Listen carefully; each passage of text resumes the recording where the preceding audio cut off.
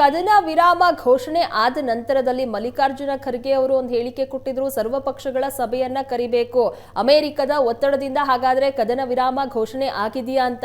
ಆ ವಿಚಾರ ಹಾಗಾದ್ರೆ ಇವತ್ತೇನು ಚರ್ಚೆಗೆ ಬರುತ್ತೋ ಇಲ್ವೋ? ಬರೀ ಭದ್ರತೆ ವಿಚಾರಕ್ಕೆ ಸಂಬಂಧಪಟ್ಟಂತೆ ಮಾತ್ರ ಚರ್ಚೆ ಆಗುತ್ತೋ? ಇದರಲ್ಲಿ ಬೇರೆ ಯಾವುದು ಚರ್ಚೆಗೆ ಬರಲ್ಲ. ಆಂತರಿಕ ಭದ್ರತೆಗೆ ಸಂಬಂಧಪಟ್ಟಂತೆಯೇ ಚರ್ಚೆ ಆಗುತ್ತೆ. ಗಡಿಗಳಲ್ಲಿ ನಮ್ಮ ಪರಿಸ್ಥಿತಿ ಹೇಗಿದೆ, ಮತ್ತು ನಾವು ಏನನ್ನು ಬದಲಾಯಿಸ್ಕೊಳ್ಬೇಕು, ಅಥವಾ ಇನ್ನೊಂದು ಹೊಸ ಅಸ್ತ್ರಗಳೇನಾದರೂ ಇದು ಮಾಡಬೇಕಾ. ಸೊ ಈಗ ಸಂಬಂಧಪಟ್ಟ ಹಾಗೆ ಇದು ಆಂತರಿಕ ಭದ್ರತಾ ಸಲಹಾ ಸಮಿತಿ ಇದು. ಸೊ ಹಾಗಾಗಿ ಅದನ್ನು ಹೊರತಾಗಿ ಬೇರೆ ಏನು ಚರ್ಚೆ ಆಗಲ್ಲ. ಅದಕ್ಕೆ ಸಪ್ರೇಟ್ ಆಗಿದೆ ಏನು ರಾಜಕೀಯ ಕಾರಣಗಳನ್ನು ನೋಡ್ಕೊಳ್ಳಿಕ್ಕೆ, ರಾಜಕೀಯ ವ್ಯವಹಾರಗಳು ಮತ್ತು ವಿದೇಶಾಂಗ ವ್ಯವಹಾರಗಳು, ಹಣಕಾಸು, ಈ ರೀತಿ ಬೇರೆ ಬೇರೆ ರೀತಿಯಾದಂತಹ ಸಭೆಗಳು ಸಮಿತಿಗಳಿದ್ದಾವೆ. ಅಲ್ಲಿ ಅವಾಗ ಸಂಬಂಧಪಟ್ಟ ಹಾಗೆ ಚರ್ಚೆ ಆಗುತ್ತೆ.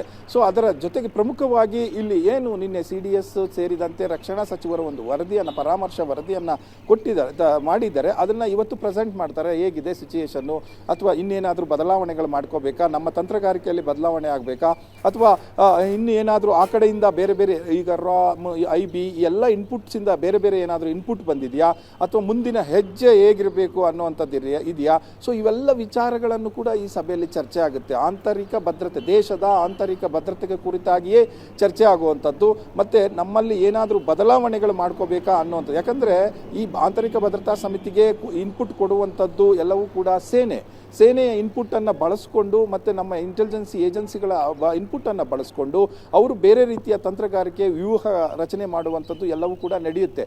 ಸೊ ಅದರ ಜೊತೆಗೆ ಆ ವರದಿ ಇಲ್ಲಿಗೆ ಬಂದಿರುತ್ತೆ. ಆ ವರದಿಯ ಮೇಲೆ ಚರ್ಚೆಗಳಾಗ್ತವೆ. ಅದಕ್ಕೆ ಸಂಬಂಧಪಟ್ಟಂತೆ ಕ್ರಮಗಳನ್ನು ಕೈಗೊಳ್ಳಲಿಕ್ಕೆ ಏನು ಅನ್ನುವಂಥದ್ದು. ಜೊತೆಗೆ ನಮ್ಮ ಇವರು ಕೂಡ ಇರ್ತಾರೆ, ಅನಿಲ್ ದೋವಲ್ ಕೂಡ ಇರ್ತಾರೆ, ಅಜಿತ್ ದೋವಲ್ ಕೂಡ ಇರ್ತಾರೆ ಆ ಸಭೆಯಲ್ಲಿ ಪ್ರಮುಖವಾಗಿ. ಸೊ ಹಾಗಾಗಿ ನಿಮಗೆ ಏನು ಸಲಹೆಗಳು ಬೇಕಾದರೂ ಕೂಡ, ಅಥವಾ ತೀರ್ಮಾನಗಳು ಬೇಕಾದರೂ ಕೂಡ ಅಲ್ಲಿ ಪೂರ್ತಿಯಾಗಿ ಅಜಿತ್ ದೋವಲ್ ಅವರೆಲ್ಲರೂ ಕೂಡ ಸಲಹೆ ಕೊಡ್ತಾರೆ. ಈ ರೀತಿ ಮಾಡೋಣ, ಮುಂದಿನ ತಂತ್ರಗಾರಿಕೆ ಈಗಿರೋಣ ಅನ್ನೋಂಥದ್ದು ಎಲ್ಲವೂ ಕೂಡ ಚರ್ಚೆಯಾಗಿ ಒಂದು ಸಾಲಿಡ್ ನಿರ್ಣಯಕ್ಕೆ ಬಂದು ಮುಂದೆ ಏನಾಗಬೇಕು ಅಥವಾ ಏನಾಗಬಾರ್ದು, ಅಥವಾ ನಮ್ಮ ಕ್ರಮಗಳೇನು, ಹೆಜ್ಜೆಗಳೇನು, ಇವೆಲ್ಲವೂ ಕೂಡ ನಿರ್ಣಾಯಕ ಆಗುತ್ತವೆ.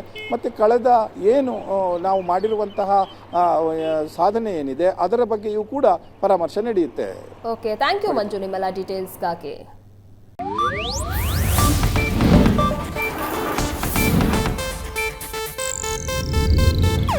ಇದು ಏಷ್ಯಾನೆಟ್ ನ್ಯೂಸ್ ನೆಟ್ವರ್ಕ್ ಪ್ರಸ್ತುತಿ.